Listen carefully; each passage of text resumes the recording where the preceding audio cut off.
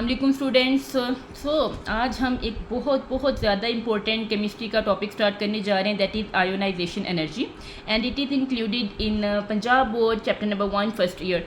और अगर आप फर्स्ट ईयर से ताल्लुक़ नहीं भी है आपका, तब भी ये अगर आप केमिस्ट्री के स्टूडेंट हो तो इसको समझना आपके लिए बहुत ज़्यादा ज़रूरी है, बिकॉज ये एक बेसिक कॉन्सेप्ट है केमिस्ट्री का। अगर आप इसको अच्छे तरीके से समझ लेंगे तो आपके लिए बाकी जो केमिस्ट्री है उसको प्रोसीड करना बहुत ईजी होगा। तो आ जाते हैं जी आयोनाइजेशन एनर्जी की तरफ। ये क्या होता है, किस चीज़ पे डिपेंड करती है, सब कुछ आज हम डिस्कस करेंगे। ध्यान से पूरा लेक्चर लीजिएगा, दरमियान में मत छोड़िएगा। And if you have completed the complete lecture then you will comment done in the comment box. So ionization energy, first of all हम इसकी डेफिनेशन की तरफ आते हैं। अगर मैं आपको सिंपल समझाना चाहूँ, देखिए हर एटम में प्रोटॉन और इलेक्ट्रॉन भी हैं। इलेक्ट्रॉन जो उनसे हैं वो उनके आउटर शेल में रोटेट कर रहे हैं। अब अगर वहाँ से कोई आप इलेक्ट्रॉन रिमूव करना चाहते हैं, अब हर कोई भी चीज़ है कि अगर वो इलेक्ट्रॉन क्या है, उस एटम की मलकियत है, एटम उन इलेक्ट्रॉन का ऑनर है, आप उसके ऑनर से कोई चीज़ लेना चाह रहे हो तो वो उसको इजीली तो नहीं जाने देगा, वो उसको ज़्यादा मजबूती से होल्ड कर लेगा। तो अगर आप फिर भी उसको रिमूव करना चाहते हो तो आपको क्या करने पड़ेगा, एनर्जी देनी पड़ेगी, आपको अपनी एनर्जी लगानी पड़ेगी। तो आप जो एनर्जी या कोई भी एटम जो एनर्जी लगाकर किसी एटम से इलेक्ट्रॉन लेता है, खींचता है, रिमूव करता है, तो वो जो एनर्जी रिक्वायर्ड होगी उसको हम क्या बोलते हैं, आयोनाइजेशन एनर्जी। तो अगर हम इसकी डेफिनेशन की तरफ आए, so ionization energy is the amount of energy that is needed to remove electron from atom. किसी भी एटम से इलेक्ट्रॉन रिमूव करने के लिए जो एनर्जी चाहिए होती है उसको हम क्या बोलते हैं, आयोनाइजेशन एनर्जी। पहले बेटे मैं आपको ये सारा समझा दूंगी, फिर उसके बाद हम बुक की तरफ आएंगे और वहाँ से हमें जो करना है अपने पेपर पैटर्न के अकॉर्डिंग, सो दैट हम एक अच्छे मार्क्स अचीव कर सकें, देन हम उसको बुक से रिलेट करेंगे और मैं आपको बुक से भी सारा क्लियर करवा दूंगी। सो ये तो सिंपल डेफिनेशन होगी, इसको आप अपने वर्ड में भी कर सकते हैं। The energy needed to remove electron from the atom, simple language में इज कॉल्ड आयोनाइजेशन एनर्जी। अब नेक्स्ट हम आ जाते हैं बेटे इसकी टाइप्स पे। अगर आप आयोनाइजेशन एनर्जी को देखें तो इसकी हमारे पास तीन तरह की हमारे पास आ जाती है। One is called first ionisation energy. First ionisation energy क्या है कि आपने पहले आपके पास एक एटम है, जैसे कि अगर मैं एग्जांपल हम लेते हैं बेटे कैल्शियम की। जैसे आपके पास कैल्शियम है, इसमें जितने इलेक्ट्रॉन है उतने ही प्रोटॉन है, तो इसके ऊपर अभी कोई चार्ज नहीं। लेकिन फिर क्या करते हैं, हम इसे एनर्जी देते हैं और हम इसमें से एक इलेक्ट्रॉन को रिमूव करना चाहते हैं। जब इसमें से एक इलेक्ट्रॉन रिमूव हो गया तो इसके ऊपर 1 पॉजिटिव चार्ज आ गया। सो किसी भी एटम में से एक इलेक्ट्रॉन रिमूव करने के लिए आपको जितनी एनर्जी देनी पड़ेगी वो उसकी क्या कहलाएगी, फर्स्ट आयोनाइजेशन एनर्जी, क्योंकि अभी आपने इसमें से एक ही रिमूव किया। नेक्स्ट हम क्या चाहते हैं कि हम इसमें से एक और इलेक्ट्रॉन रिमूव करें। अभी इसके ऊपर 1 पॉजिटिव चार्ज आ चुके हैं, आप इसमें से एक और इलेक्ट्रॉन रिमूव करना चाह रहे हैं। अब ये जो इलेक्ट्रॉन है ये दूसरा इलेक्ट्रॉन है। जब आप किसी एटम में से एक और मजीद दूसरा इलेक्ट्रॉन रिमूव करना चाह रहे हैं तो तब जो एनर्जी आपको चाहिए होगी वो क्या कहलाएगी, सेकेंड आयोनाइजेशन एनर्जी। अब देखो पहले उसके ऊपर एक पॉजिटिव चार्ज है, क्योंकि एक इलेक्ट्रॉन निकाल लिया तो प्रोटॉन ज़्यादा हो गए तो एक पॉजिटिव चार्ज आएगा। जब आपने उसमें से एक और इलेक्ट्रॉन निकाल लिया तो एक प्रोटॉन की तादाद और ज़्यादा होगी। तो अब जो +1 था उसमें एक और +1 होगा तो वो क्या आ जाएगा, 2 पॉजिटिव। सो सेकेंड इलेक्ट्रॉन निकालने के लिए उसी एटम में से आपको जो एनर्जी रिक्वायर्ड होगी that is called second ionization energy. इसी तरह उसी एटम में से एक थर्ड इलेक्ट्रॉन निकालने के लिए आपको जो एनर्जी चाहिए होगी उसको हम क्या बोलेंगे, थर्ड आयोनाइजेशन एनर्जी। अब बेटे कुछ चीज़ों को आपने समझने की कोशिश करनी है। देखो अगर किसी एटम में से एक इलेक्ट्रॉन निकल गया हुआ है, अब उसके पास इलेक्ट्रॉन कम हो गए हैं, तो वो अपने दूसरे इलेक्ट्रॉन को इजीली तो नहीं जाने देगा, वो उसको बड़ी मजबूती से पकड़ लेगा। लेकिन आप हो कि आप उसमें से निकालना ही चाहते हो तो आपको पहले से ज़्यादा एनर्जी देनी पड़ेगी। फर्ज करें आपने उसमें से एक इलेक्ट्रॉन निकाला है, जैसे कैल्शियम की मैंने आपको एग्जांपल दी, तो आपने उसको कितनी एनर्जी दी, 590 आपको एनर्जी देनी पड़ती किलो जूल पर मोल एक इलेक्ट्रॉन निकालने के लिए। लेकिन अब आप उसमें से एक और इलेक्ट्रॉन निकालना चाह रहे हो तो आपको 590 ही नहीं, आपको कितनी, आप 590 दोगे वो अपना इलेक्ट्रॉन नहीं देगा, क्योंकि उसने पहले ही एक खो दिया हुआ। आपको तकरीबन 1150 किलो जूल पर एनर्जी देनी पड़ रही, यानी कि फर्स्ट आयोनाइजेशन एनर्जी कम होती है लेकिन जो सेकेंड आयोनाइजेशन एनर्जी होती है वो ज़्यादा हो जाती है। क्यों? क्योंकि उसने पहले लॉस किया था, उसने बाकी इलेक्ट्रॉन्स को बड़ी मजबूती से पकड़ लिया। आप अगर उसको रिमूव करना चाह रहे हो तो आपको ज़्यादा एनर्जी देनी पड़ेगी। इसी तरह से अगर आप किसी एटम में से उसका थर्ड इलेक्ट्रॉन भी रिमूव करना चाह रहे हो तो आपको सेकंड से भी ज़्यादा एनर्जी देनी पड़ेगी। सो यहाँ से हमें क्या पता चलता है कि जो थर्ड आयनाइजेशन एनर्जी वो ग्रेटर होती है, ज़्यादा होती है किससे, सेकंड से, और सेकंड आयनाइजेशन एनर्जी किससे ज़्यादा होती है, फर्स्ट। तो जितने ज़्यादा इलेक्ट्रॉन आप रिमूव करोगे उतनी ही ज़्यादा आपको एनर्जी की मिकदार देनी पड़ेगी। तो यहाँ पर इसके हमारे पास ये क्लियर हो गए। देन हम बेटे इसके डिस्कस करेंगे फैक्टर्स को। फैक्टर यानी कि कौन सी ऐसी चीज़ें हैं जिसकी बेस पे आयनाइजेशन एनर्जी की मिकदार ज़्यादा होती है या कम। तो हमारे पास बेटे इसके 5 फैक्टर हैं। One is called nuclear charge, the other one is size of atom और आयन। एटम और आयन क्यों कहा, देखो अगर जैसे ये था, ये एटम है, लेकिन जब उसमें से इलेक्ट्रॉन रिमूव हो गया तो ये क्या बन गया, आयन। तो अब आयन में से इलेक्ट्रॉन निकालना है तो वो क्या होगा, साइज ऑफ आयन। थर्ड चीज़ जो हमारे पास आ जाती है कि इसकी जो इलेक्ट्रॉन होता है, एटम के इलेक्ट्रॉन, उनकी अरेंजमेंट क्या होती है। Fourth one is shielding effect and the 5 one is spin pair repulsion. एक एक पॉइंट को हम डिस्कस करेंगे। सबसे पहले हम आ जाते हैं साइज ऑफ एटम पर, ठीक है। साइज ऑफ एटम, पहला हमारा फैक्टर है साइज ऑफ एटम। देखो बेटा, एक एटम है जिसका साइज इतना सा है, यहाँ पर न्यूक्लियस है और इसने अपने इलेक्ट्रॉन को पकड़ा हुआ है। दूसरी अगर आप एटम देखें जिसका साइज बड़ा है, न्यूक्लियस यहाँ पर है, इलेक्ट्रॉन यहाँ पर है। यहाँ पर अगर छोटे साइज के एटम को देखो, इलेक्ट्रॉन और न्यूक्लियस के दरमियान फासला कम है। फासला कम है यानी कि इनकी फोर्स ऑफ अट्रैक्शन जो है वो आपस में क्या है, ग्रेटर है, ज़्यादा है। यानी कि न्यूक्लियस ने, प्रोटॉन्स ने इलेक्ट्रॉन को बड़ी मजबूती से पकड़ा हुआ है। तो ऐसे एटम में से आपको इलेक्ट्रॉन निकालने के लिए ज़्यादा एनर्जी लगानी पड़ेगी। तो जितना एटम का साइज छोटा होगा, जितना एटम का साइज छोटा होगा तो आयनाइजेशन एनर्जी की वैल्यू क्या होगी, ज़्यादा, ग्रेटर वैल्यू होगी किसकी, आयोनाइजेशन एनर्जी की। लेकिन दूसरी साइड पे अगर हम देखते हैं बड़ा, अब इसके दरमियान क्या है, फासला ज़्यादा है, इलेक्ट्रॉन न्यूक्लियस से दूर हो गए। जैसे बच्चों की एग्जांपल लेते हैं, बच्चे जितने माँ बाप के करीब रहते हैं वो प्रोटेक्टेड होते हैं, जितने वो माँ बाप से दूर चले जाएंगे, बाहर चले जाएंगे तो उतना उनके लिए ख़तरा होता है कि कोई उनको लेके जा सकता है। माँ बाप से दूर हैं, उनकी चोट लग सकती है, कोई भी मसला हो सकता है। तो यहाँ पे भी यही हाल है, इलेक्ट्रॉन न्यूक्लियस से ज़्यादा दूर चला गया तो इसको यहाँ से रिमूव करना ईजी है। तो हमारे पास क्या पता चला, अगर हमारे पास एटम का साइज़ लार्जर है तो उसमें से इलेक्ट्रॉन को ईजीली रिमूव कर सकता है। यानी कि हमारे पास ईजी रिमूवल आ जाता है किसका, इलेक्ट्रॉन का। अब किसी चीज़ को आप इजीली रिमूव कर सकते हो तो आपको उसको ज़्यादा एनर्जी तो देनी नहीं पड़ेगी, तो इसीलिए उसके पास एनर्जी की वैल्यू क्या हो जाएंगी, स्मॉलर वैल्यू हो जाएंगी हमारे पास आयोनाइजेशन एनर्जी की। तो इसको याद रखिएगा, साइज़ छोटा है एटम का तो निकालना क्या है, मुश्किल, डिफ़िकल्ट है। ये वहाँ पे इजी है तो यहाँ पर इलेक्ट्रॉन को रिमूव करना क्या है, डिफ़िकल्ट है। तो इलेक्ट्रॉन को रिमूव करना डिफ़िकल्ट है तो एनर्जी ज़्यादा देनी पड़ेगी। दूसरी साइड पे एटम का साइज़ ज़्यादा है, बड़ा है, इलेक्ट्रॉन न्यूक्लियस से दूर है, इलेक्ट्रॉन को रिमूव करना इजी है, इलेक्ट्रॉन को रिमूव करना इजी है, तो हमारे पास आयोनाइजेशन एनर्जी की वैल्यूज़ क्या हो जाएंगी, कम। नेक्स्ट जी हम सेकंड पॉइंट की तरफ आ जाते हैं।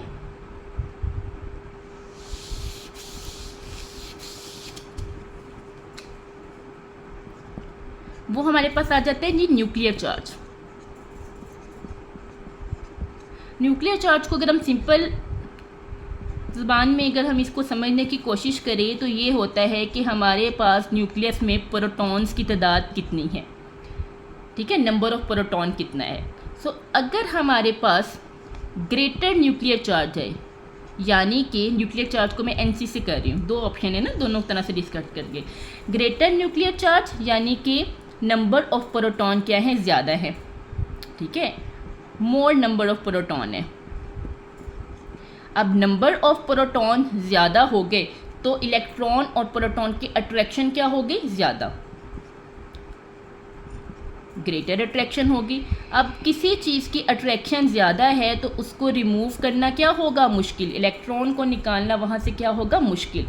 तो यहाँ पे क्या आ गया, डिफ़िकल्ट टू रिमूव। और जब भी किसी चीज़ में डिफ़िकल्टी आती है तो हमें एनर्जी ज़्यादा देनी पड़ती है, तो इसको रिमूव करने के लिए हमें ज़्यादा एनर्जी देनी पड़ेगी, ग्रेटर एनर्जी देनी पड़ेगी। तो जब ज़्यादा एनर्जी देनी पड़ेगी तो आयनाइजेशन एनर्जी की वैल्यू क्या हो जाएगी, इंक्रीज़ हो जाएगी। से ही इन पॉइंट्स को हाईलाइट करके आप अपने नोट्स खुद बनाइएगा। न्यूक्लियर चार्ज की वैल्यू ज़्यादा मतलब नंबर ऑफ प्रोटॉन ज़्यादा, नंबर ऑफ प्रोटॉन ज़्यादा, इलेक्ट्रॉन और प्रोटॉन के दरमियान अट्रैक्शन ज़्यादा, इलेक्ट्रॉन प्रोटॉन के दरमियान अट्रैक्शन ज़्यादा, तो इलेक्ट्रॉन को रिमूव करना मुश्किल हो जाएगा, डिफ़िकल्ट हो जाएगा। डिफ़िकल्ट है तो हमें उसको रिमूव करने के लिए ज़्यादा एनर्जी देनी पड़ेगी, और जब एनर्जी ज़्यादा देनी पड़ेगी तो आयनाइजेशन एनर्जी की वैल्यूज़ ऑटोमेटिकली इंक्रीज़ कर जाएंगी। सेम इसी तरह बेटे अगर हम इसकी दूसरी साइड पे देखें कि कब जो आयनाइजेशन एनर्जी की वैल्यूज़ हैं वो कम है, अगर हमारे पास जो न्यूक्लियर चार्ज है वो कम है। न्यूक्लियर चार्ज कम होने का मतलब क्या है, लेस नंबर ऑफ प्रोटॉन्स, यानी कि प्रोटॉन की जो तादाद है वो हमारे पास कम है। जब प्रोटॉन्स की तादाद कम होगी तो इलेक्ट्रॉन और प्रोटॉन के दरमियान जो अट्रैक्टिव फोर्सेस हैं वो भी क्या हो जाएंगी, कम हो जाएगी, लेस हो जाएंगी।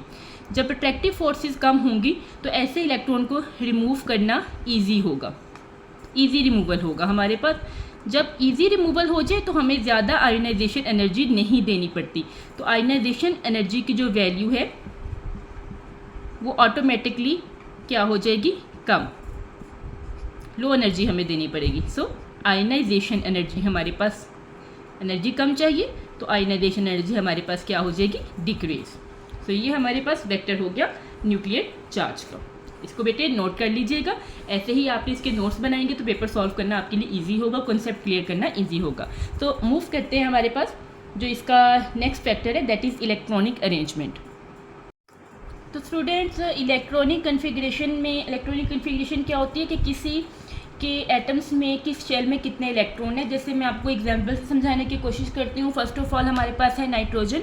अगर नाइट्रोजन में टोटल 7 इलेक्ट्रॉन्स होते हैं और अगर मैं इसकी इलेक्ट्रॉनिक कन्फिग्रेशन बनाऊँ that will be 1s2 2s2 and p भी क्योंकि 3 ऑर्बिटल्स होते that will be 2px 2py and 2pz 2 to 4 5 6 and 7। Okay, इसी तरह अगर हम ऑक्सीजन को देखें that is 1s2 2s2 and 2px 2py and 2pz 2 to 4 and then 5 6 7 और यहाँ पर 1 जो है वो इधर एक और ऐड हो जाएगा तो यहाँ पे 2।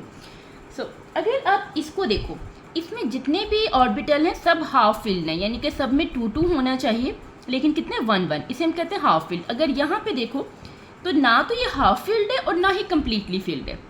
अगर यहाँ पे 1 होता तो हम इसे कहते हैं ये हाफ फिल्ड है, और अगर यहाँ पे भी 2 और यहाँ पे भी 2 होते तो हम कहते हैं कम्प्लीटली फिल्ड है। तो ऑक्सीजन हमारे पास एक ऐसा एलिमेंट है जिसकी इलेक्ट्रॉनिक कन्फिग्रेशन ना तो कम्प्लीटली फिल्ड है ना हाफ फिल्ड। जबकि नाइट्रोजन की बात करें तो इसका जो शेल्स हैं वो क्या है, हाफ फिल्ड। तो आयोनाइजेशन एनर्जी के ये कॉन्सेप्ट इलेक्ट्रॉनिक अरेंजमेंट का ये है कि ऐसे एलिमेंट जिनकी जो इलेक्ट्रॉनिक अरेंजमेंट होती है या जिनके जो शेल्स हैं या तो वो हाफ फिल्ड हों या फिर वो कम्प्लीटली फिल्ड हों, वो ज़्यादा स्टेबल हैं। और जब वो ज़्यादा स्टेबल होंगे तो उनमें से इलेक्ट्रॉन को रिमूव करना डिफ़िकल्ट होगा। इलेक्ट्रॉन को रिमूव करना डिफ़िकल्ट तो मतलब आयनाइजेशन एनर्जी की वैल्यूज़ क्या चलेगी, हाई। सो अगर इसको देखें तो ये हाफ फिल्ड है, सही है, ये हाफ फिल्ड है तो मतलब इसमें से ये क्या है, ज़्यादा स्टेबल है। ये हो गया ज़्यादा स्टेबल तो इलेक्ट्रॉन को रिमूव करना क्या है, डिफ़िकल्ट है। इलेक्ट्रॉन को रिमूव करना डिफ़िकल्ट है तो मतलब इसकी आयनाइजेशन एनर्जी की जो वैल्यूज़ हैं वो क्या हो गई हैं, हाई। नेक्स्ट हम इसको देखते हैं बेटे, ना तो ये हाफ फिल्ड है ना ये कम्प्लीटली फिल्ड है, तो इसको हम कहते हैं कि ये अनस्टेबल है। अनस्टेबल है तो इसमें से इलेक्ट्रॉन निकालना इजी है। इलेक्ट्रॉन निकालना इजी है, थोड़ी सी एनर्जी देंगे इलेक्ट्रॉन निकल जाएगा, तो इसके लिए हमें ज़्यादा एनर्जी नहीं चाहिए, तो इसके लिए हम कहेंगे कि आयनाइजेशन एनर्जी की वैल्यूज इसके लिए क्या है, लो। तो सिंपल ये हमारा कॉन्सेप्ट है इलेक्ट्रॉनिक कन्फिग्रेशन का। नेक्स्ट पॉइंट की तरफ आते हैं, that is shielding effect. Shielding effect बेटे क्या होते हैं कि करीब के शेल्स में जो इलेक्ट्रॉन होते हैं, अब क्योंकि इलेक्ट्रॉन्स पे कौन सा चार्ज होता है, नेगेटिव, और नेगेटिव जो चार्जेस होते हैं वो एक दूसरे को क्या करते हैं, रिपेल।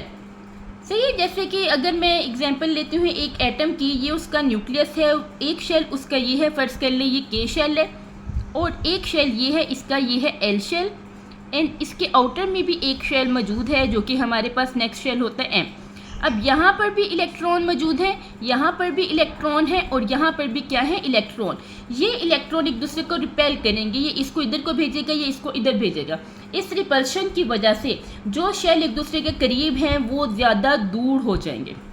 सही, यानी कि अगर आपके पास शील्डिंग इफेक्ट हाई है, इलेक्ट्रॉन एक दूसरे को ज़्यादा रिपल्शन कर रहे हैं, तो न्यूक्लियस और इलेक्ट्रॉन के दरमियान डिस्टेंस जो उनसे वो इंक्रीज कर जाएगा, जो उनका फासला है वो क्या हो जाएगा, डिस्टेंस इंक्रीज कर गया। डिस्टेंस इंक्रीज करने की वजह से इलेक्ट्रॉन न्यूक्लियस से दूर चले गए, जिसकी वजह से जो इनकी अट्रैक्शन की फोर्सेस हैं वो क्या हो गई हैं, वीक। डिस्टेंस इंक्रीज हो गया तो वीक इंट्रैक्शन फोर्सेस हो गई। वीक इंट्रैक्शन फोर्सेस हैं तो इलेक्ट्रॉन को निकालना मुश्किल तो नहीं हुआ, क्या हुआ, इजी हो गया इलेक्ट्रॉन को निकालना। अब इजी इलेक्ट्रॉन को निकालना तो हमें इसके लिए ज़्यादा एनर्जी नहीं चाहिए, तो एनर्जी हमें क्या चाहिए होगी, लो एनर्जी। थोड़ी सी एनर्जी देंगे इलेक्ट्रॉन इजीली निकल जाएगा। तो लो एनर्जी यानी कि आयनाइजेशन एनर्जी की जो वैल्यूज़ हैं वो लो हो जाएंगी। कब, शील्डिंग इफेक्ट ज़्यादा तो आयनाइजेशन एनर्जी की वैल्यू लो। देखिए ज़रा, शील्डिंग इफेक्ट इंक्रीज हो गया तो इसके नतीजे में हमारे पास जो आयनाइजेशन एनर्जी की वैल्यूज़ हैं वो क्या हो जाएंगी, लो। इसके अपोजिट शील्डिंग इफेक्ट डिक्रीज तो आयनाइजेशन एनर्जी की वैल्यूज़ क्या हो जाएंगी, हाई। नेक्स्ट हमारे बेटे पास जो फिफ्थ फैक्टर आ जाता है that is spin pair repulsion. Spin pair क्या होता है, जैसे अभी हमने नाइट्रोजन की ही ड्रॉ की, तो मैं इसी की आपको दोबारा ड्रॉ करके दिखाती हूँ। नाइट्रोजन जिसमें हमारे पास 7 इलेक्ट्रॉन थे और इसकी जो इलेक्ट्रॉनिक कन्फिग्रेशन थी वो कुछ इस तरह थी, 2px 2py। ये भी हम सारा इलेक्ट्रॉनिक कन्फिग्रेशन भी आपके इसी बुक में नेक्स्ट चैप्टर में इसको भी हम स्टडी करेंगे कि इलेक्ट्रॉनिक कन्फिग्रेशन हम कैसे लिखते हैं। तो ऑक्सीजन 8 है तो इसको भी इस तरह करेंगे, 1s2 2s2। इसमें क्या होते हैं, 2px में 2 होते हैं, 2py में 1 होता है एंड 2pz में भी क्या होता है, 1। अब यहाँ पर स्पिन पेयरिंग नहीं है, यहाँ पर अगर आप देखो स्पिन पेयरिंग है, यानी कि एक ही ऑर्बिटल में, अगर मैं इसको इलेक्ट्रॉन के लिहाज से ये जहाँ पर भी एक ऑर्बिटल में मैक्सिमम 2 इलेक्ट्रॉन आ सकते हैं, ये स्पिन पेयर नहीं है, पेयर फॉर्म में नहीं है। जबकि ये वाले पेयर फॉर्म में, ये भी पेयर फॉर्म में, ये भी पेयर फॉर्म में, ये भी पेयर फॉर्म में और ये भी पेयर फॉर्म में।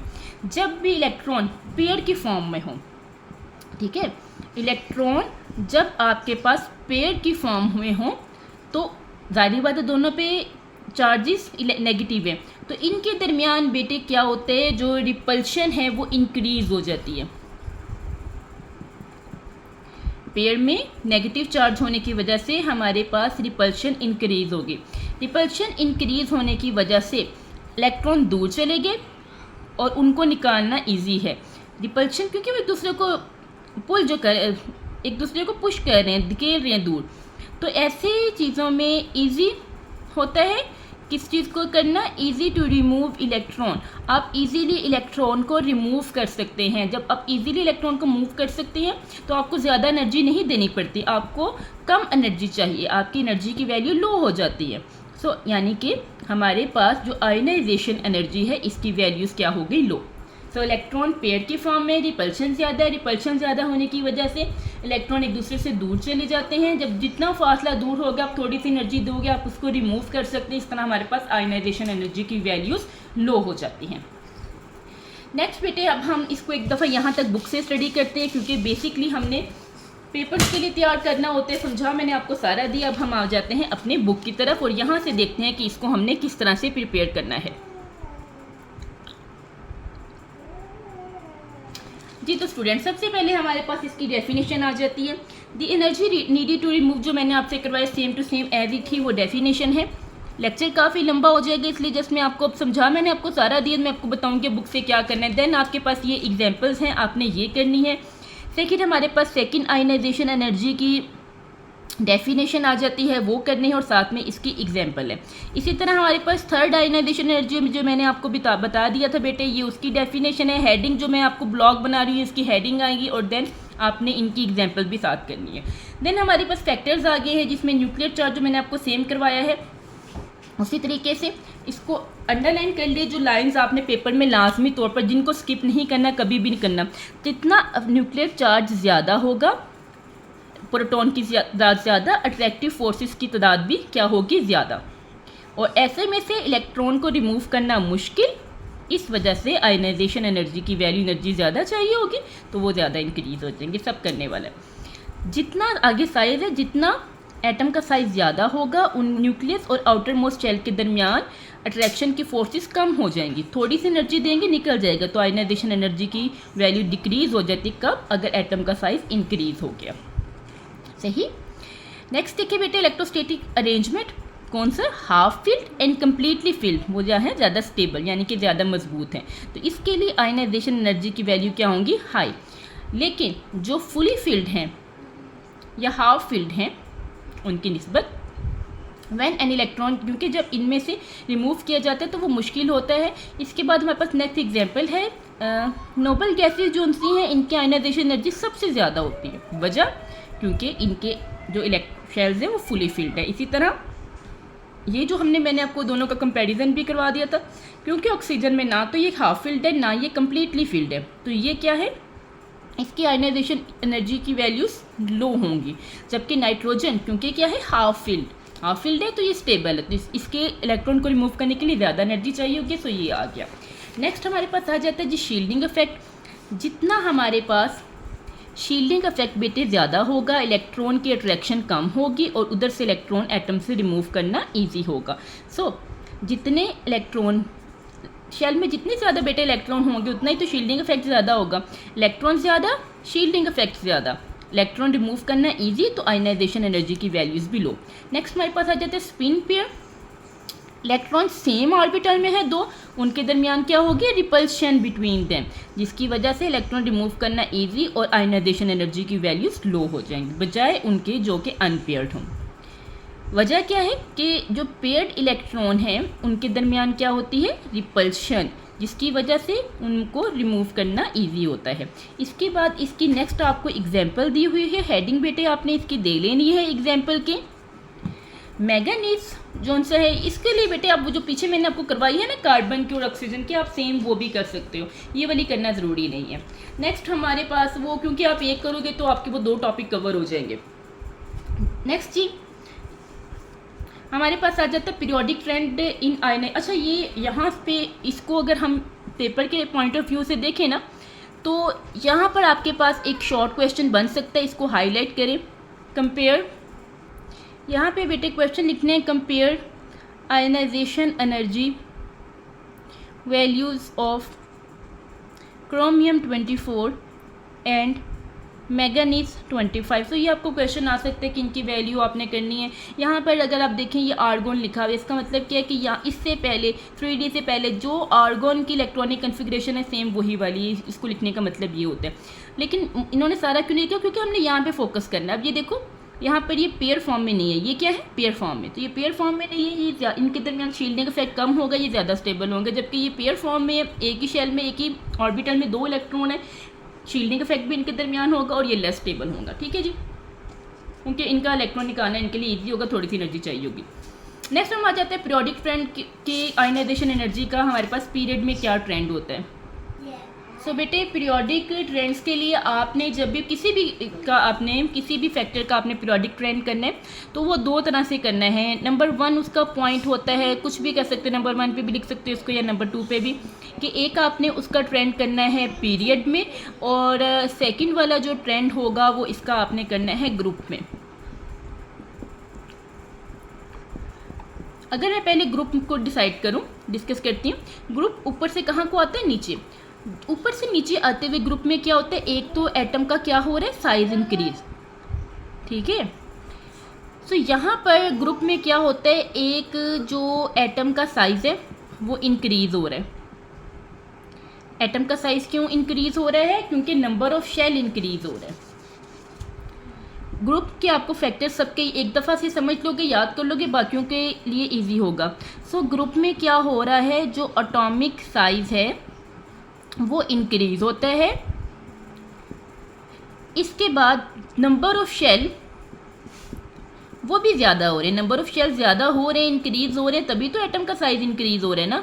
सो एटम का size in number of shell increase हो रहे हैं, यानी कि नंबर ऑफ इलेक्ट्रॉन भी ज़्यादा हो रहे हैं, यानी कि शील्डिंग इफेक्ट ज़्यादा हो रहा है, इलेक्ट्रॉन ज़्यादा हो रहे हैं और एक दूसरे को रिपेल कर रहे हैं। शील्डिंग इफेक्ट, अब यहाँ पर वही ट्रेंड होगा जो हमने शील्डिंग इफेक्ट वाले पॉइंट पे पढ़ा। शील्डिंग इफेक्ट ज़्यादा, इलेक्ट्रॉन दूर दूर चले गए, उनके दरमियान रिपल्शन ज़्यादा है और हमें इलेक्ट्रॉन को रिमूव करने के लिए कम एनर्जी चाहिए, लो एनर्जी। सो हम कह सकते हैं कि ग्रुप में हमारे पास आयनाइजेशन एनर्जी की जो वैल्यूज़ हैं वो क्या होती हैं, डिक्रीज होती हैं। ठीक है बेटे, अब हम आ जाते हैं ग्रुप में। ग्रुप में अगर हम देखें फ्रॉम लेफ़्ट टू राइट, तो लेफ़्ट टू राइट क्या हो रहा है, एटम का साइज कम हो रहा है, छोटा हो रहा है। तो पहला जो हमारे पास पॉइंट आता है वो ये आ रहा है कि हमारे पास जो एटॉमिक साइज है वो क्या हो रहा है, डिक्रीज। एटॉमिक साइज डिक्रीज हो रहा है। इसके अलावा जो न्यूक्लियस की अट्रैक्शन है या जिसको हम न्यूक्लियर चार्ज कहते हैं वो इंक्रीज हो रहा है। यहाँ पर जो हमने न्यूक्लियर चार्ज वाले पॉइंट में किया सेम वही करना है। न्यूक्लियर चार्ज इंक्रीज होने की वजह से प्रोटॉन और इलेक्ट्रॉन के दरमियान अट्रैक्शन ज़्यादा है, प्रोटॉन और इलेक्ट्रॉन एक दूसरे को बड़ी मजबूती से पकड़ा हुआ है, तो ऐसे इलेक्ट्रॉन को रिमूव करना बहुत ज़्यादा मुश्किल होता है। तो हमें इसको रिमूव करने के लिए एनर्जी बहुत ज़्यादा चाहिए, यानी कि हमें हाई एनर्जी चाहिए। हाई एनर्जी चाहिए तो इससे हम अंदाज़ा लगा सकते हैं कि जो आयनाइजेशन एनर्जी की वैल्यूज़ हैं वो क्या हो जाती हैं, हाई। सो बेटे ये आपका आज का कंप्लीट लेक्चर था। एक दफ़ा ट्रेंड्स को भी हम बुक से कर लेते हैं। सो पहले आपने, मैंने जैसे आपको बताया यहाँ पर ट्रेंड्स में करना है तो आपने पहले इसकी हेडिंग बनानी है, ग्रुप के लिहाज से दिया हुआ है ना, तो हेडिंग आप बनाएंगे ट्रेंड इन ग्रुप, कि ग्रुप में इसके पास क्या ट्रेंड होते हैं। वो वाली पॉइंट्स को आप लोगों ने हाईलाइट करना है। हाईलाइटर बेटा बहुत ज़्यादा ज़रूरी होता है ताकि पेपर के लिए हमारे पास जब रिवीजन का टाइम होता है तो हम जस्ट हाईलाइट पॉइंट्स को ही करें, रिवाइज करें तो इजीली हमारे पास तैयारी हो जाती है। सो ग्रुप में आयनाइजेशन एनर्जी की वैल्यू डिक्रीज़ होती हैं। टॉप से बॉटम वजह आगे बताई हुई है, क्योंकि एटॉमिक साइज इंक्रीज़ हो रहा है, सिंपल। और नेक्स्ट हमारे पास इसकी एग्जाम्पल दी हुई है, ये ग्रुप 1 में ये आपने इसकी एग्जाम्पल कर देनी है। जैसे लिथियम सबसे ज़्यादा ऊपर है तो उसकी वैल्यू ज़्यादा है, फिर बाद में सोडियम की कम होगी, पोटाशियम की उससे कम होगी, रुबीडियम की उससे कम होगी और सीजियम की उससे कम होगी। ये हमारे पास ग्रुप में आ गया। नेक्स्ट हमने इसका लिखना है ट्रेंड इन पीरियड।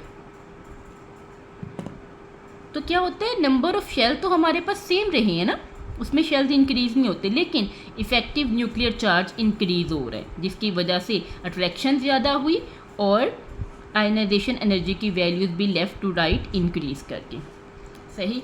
देन हमारे पास इसकी एग्जांपल है, यहाँ पर हेडिंग देंगे बेटे आप एग्जांपल की। नोबल गैसेस सबसे एंड पे हैं, सबसे साइज़ छोटा और इनके आउटर मोस्ट शेल भी कंप्लीट है, इसलिए इनकी आयनाइजेशन एनर्जी सबसे ज़्यादा है क्योंकि इसको रिमूव करना इलेक्ट्रॉन को मुश्किल है। जबकि अल्कली मेटल जो स्टार्ट में है उनका साइज़ भी बड़ा है, तो इसमें इलेक्ट्रॉन रिमूव करना इजी है और इसकी आयनाइजेशन एनर्जी की वैल्यूज़ कम है। सो बेटे ये था आपका आज का लेक्चर। अगर आपने कंप्लीट लेक्चर लिया है तो kindly comment then in comment section. Okay जी, thank you, see you soon, अल्लाह हाफिज़।